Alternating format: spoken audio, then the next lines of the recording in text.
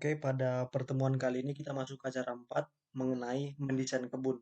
Pada bagian pendahuluan, memang umumnya mendesain blok kebun kelapa sawit harus memperhatikan jenis tanah dan kondisi topografi.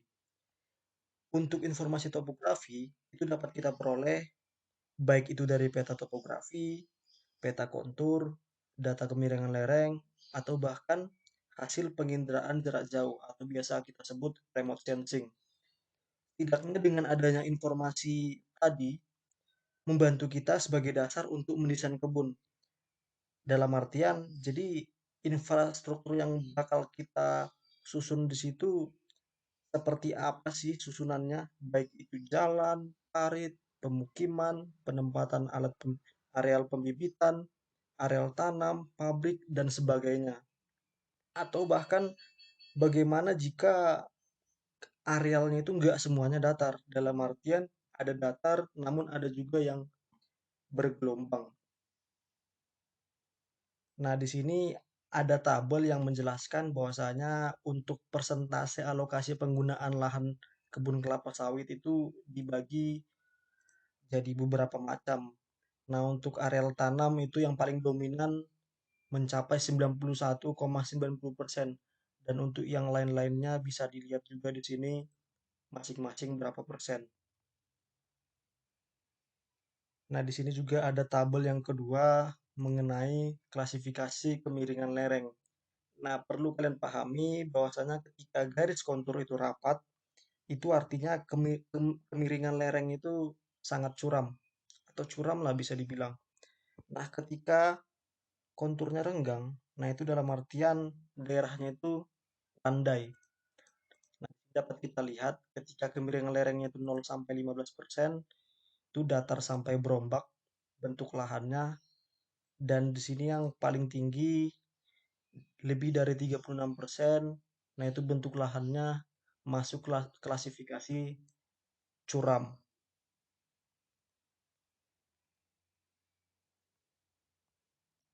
Nah, dalam blok kebun itu dibagi menjadi dua.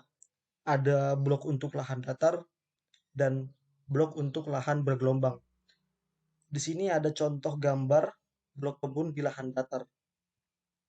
Untuk lahan datar umumnya itu berbentuk persegi panjang dengan luas kurang lebih 30 hektar umumnya, yang memiliki lebar 30 meter, panjangnya 100 meter, 1000 meter, maaf.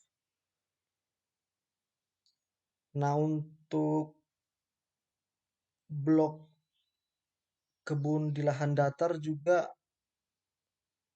memiliki jalan yang dibedakan menjadi dua bagian, baik itu main road atau MR dan collection road atau CR. Nah, untuk CR itu umumnya timur ke barat. Nah, tujuannya memang untuk memperoleh cahaya matahari sepanjang hari, sehingga jalan selalu dalam kondisi kering. Jadi untuk pengangkutan buah itu lebih optimal.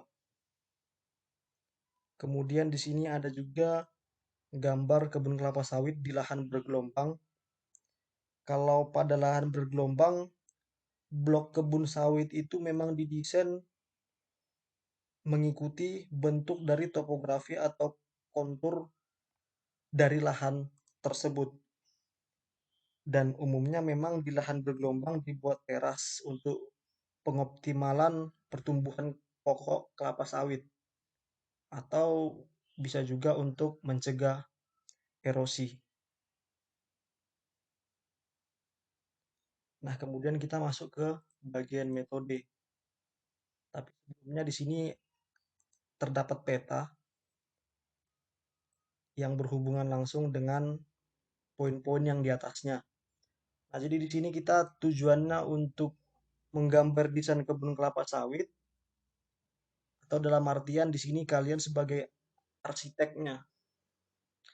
Jadi di sini ada beberapa hal yang ditekankan, bahwasanya di mana kita harus meletakkan lokasi pembibitan, di mana kita harus meletakkan lokasi kantor, di mana kita harus meletakkan lokasi perumahan, areal konservasi, dan bagaimana kondisi jalan CR dan MR-nya. Kita fokus ke pembibitan misalnya.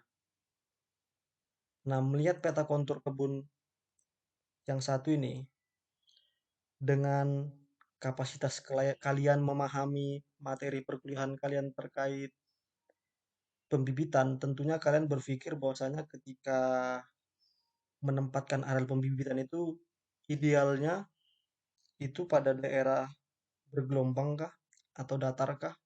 Nah, sama halnya dengan perumahan, kantor, dan areal konservasi tadi.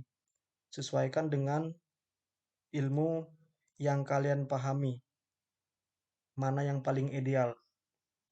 Di situ nanti kalian gambarkan di sini, misalnya pembibitan mau kalian buat di sini. Kalian beri tanda apa? Misal tanda pembibitan pokok pohon kecil. Nanti di legendanya di sini kalian beri keterangan gambar pohon kecil, kemudian apa pembibitan. Atau misalnya perumahan, perumahan mau kalian buat di mana? Misalnya perumahan di sini, gambar rumah. Di legenda nanti kalian buat di sini rumah, gambar rumah, terus di sini keterangannya perumahan dan begitu juga yang lainnya. Kemudian bagaimana kondisi CR dan MR. Nah, sesuai penjelasan saya di atas tadi bahwasanya ketika lahan bergelombang, jenis jalannya seperti apa, jalan datar, jenis jalannya seperti apa. Misal di lahan bergelombang. Nah, itu umumnya mengikuti topografi atau kontur dari lahan tersebut. Nah, jalannya menyesuaikan. Nah, kalau di datar tadi itu berbentuk vertikal kah, horizontal kah itu bisa jadi. Entah itu timur ke barat, utara selatan. Nah, itu kalian ilustrasikanlah di sini, ibaratkan ini kebun kalian sendiri. Kalian buat jalannya, di sini udah jelas mana daerah datar yang sudah dijelaskan tadi juga, mana lahan bergelombang. Nanti di sini ada jalannya, di sini kalian buat juga keterangannya, MR-nya mana, CR-nya mana, di legenda.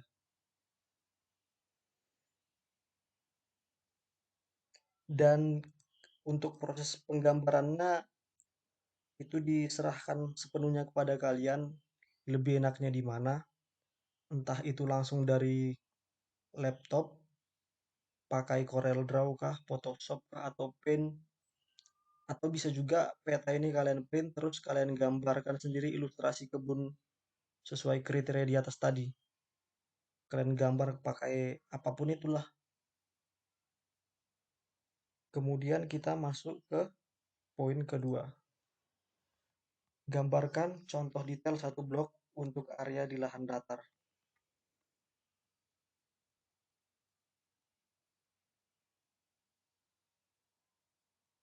Oke, kita ambil contoh areal datarnya biar lebih jelas. Nah, ini misalnya areal yang datar nih.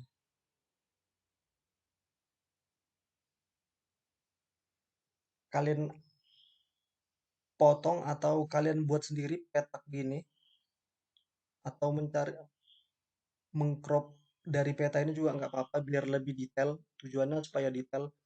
Jadi misalnya petak dan ini lahan datar. Nah, di situ kalian beri beri gambar sesuai apa yang diminta secara detail.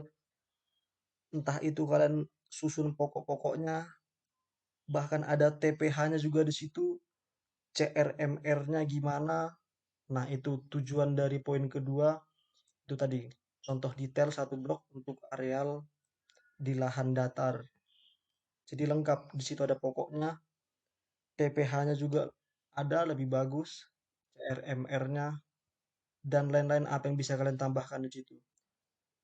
Kemudian poin selanjutnya yang ketiga tadi di areal yang bergelombang.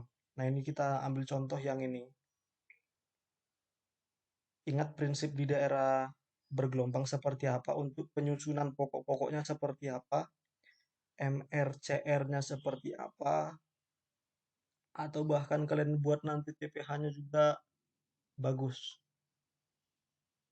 Jadi ambil satu areal yang bisa kalian jadikan ini sebagai satuan blok, dan di situ kalian rincikan, di situ ada poin-poin yang abang sebutkan tadi. Kemudian yang terakhir, buatlah pembahasan mengenai desain kebun yang Anda buat. Jadi desain kebun yang kalian buat tadi kalian paparkan, kalian jelaskan kenapa kalian menempatkan beberapa unsur tadi di situ. Jadi ada dasar yang bisa kalian pegang. Kenapa kalian menempatkan unsur-unsur tadi di bagian-bagian yang sudah kalian gambarkan pada peta kontur yang disediakan. Dan untuk pada bagian pembahasan, di sini hanya menjawab beberapa pertanyaan, silahkan dijawab.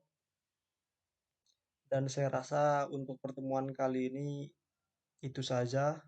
Saya ucapkan terima kasih.